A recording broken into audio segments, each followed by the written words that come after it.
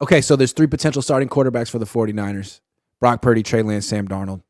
Let's go through each one and the pros and cons of that guy starting with Brock. What would the pros and cons be of Brock Purdy starting week 1?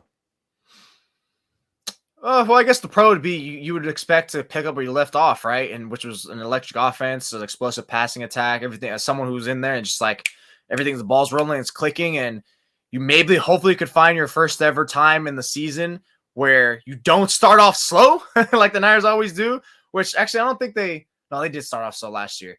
It was 2 years ago where they kind of did okay, I guess. But yeah, I think you might find yourself in that way, and everything's all good. And pretty much pick off where you left off. That's great. It's good. And then maybe you get with Brock continuing to develop and ascend as the day goes by, as the weeks go by, and now you're looking great. You might have found your guy. So boom, you guys are looking fantastic. The con part is he's starting week 1. There's going to be that creep in your mind, like his elbow. How is he going to hold up? What happens if he gets hit? I don't even think it's so much about him throwing. It's like, what happens if he gets hit? What happens if he lands on it weird? Which is going to be the more likely thing that's going to happen. It's not like he's going to hit his hand like, bent backwards again. It's what if he gets drilled and literally it's tomb style pile driven into the ground this time and it lands on it. So that's a huge part about like you run the risk of like, great, you just put him back out there. He's hurt and now he's out for a long time, if not the season. So I think that'd be what you're looking at here. And it's a very frightening thing to consider. Yeah, it seems to me if you bring him back too soon and he's diminished and doesn't play as well, or he gets injured again, like you run the risk of just ruining him. Flat out ruining him very early in his career. And that's another young quarterback Kyle Shanahan potentially could ruin early. Like RG3 was the famous one. Now there's Trey Lance and there's Brock.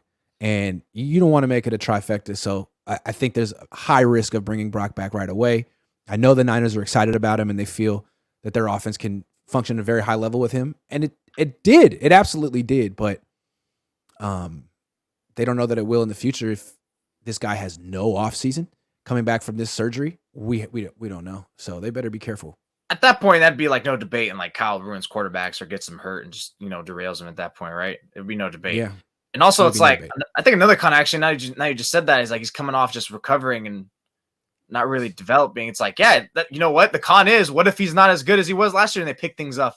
Because instead of him using the offseason to strengthen his strengths and lessen his weaknesses, teams are going to probably figure him out quicker and sooner. He's not going to probably look the same in those 6, 7, 8 games that he played last year. And he's probably going to be figured out sooner rather than later. It's going to all of a sudden like, what's the Purdy magic? And it's like, well, you know what? He's still the same guy. He wasn't able to work on himself last year. So, in the off season, because, he kind of was recovering from a torn, shredded, ruptured elbow. So I think at this point, it's going to be like, he's probably going to be a predictable person for defenses to play against. And now it's like, well, you know what he is? He didn't do nothing different. It's the same guy. All we're going to do is this, and that. And from there on out, it puts more pressure again on Kyle Shanahan and his playmakers to really get something going and open for him. Yep, absolutely. Official BNA Music 88 says Kings and 6, flick the bean or whatever their thing is. It's not going to be Kings and 6. I just don't think it's going to happen. But Warriors and 7. I think the Warriors are going to go back to the finals this year. Like, I think people put too much emphasis on like what happened in the regular season. Like, it doesn't matter. It's over. Now it's the playoffs. It's a different sport now.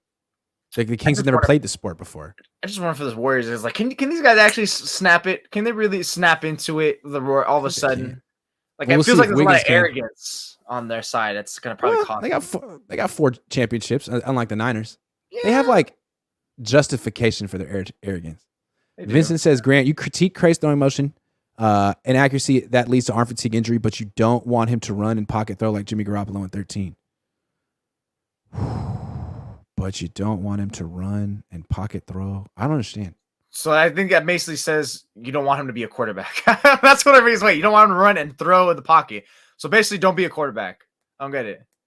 I want him to be great. I want to help him with his mechanics, and I want him to use his legs, and I just want to help Kyle use him too. I don't know what you're talking about, man. You don't want him to run, and you just want him to pocket throw. No, I want him to run. I just want Kyle not to like run him up the middle 8 million times a game. Yeah, we're calling design runs like straight into in between the tackles. It's a pretty what the hell are we doing here situation.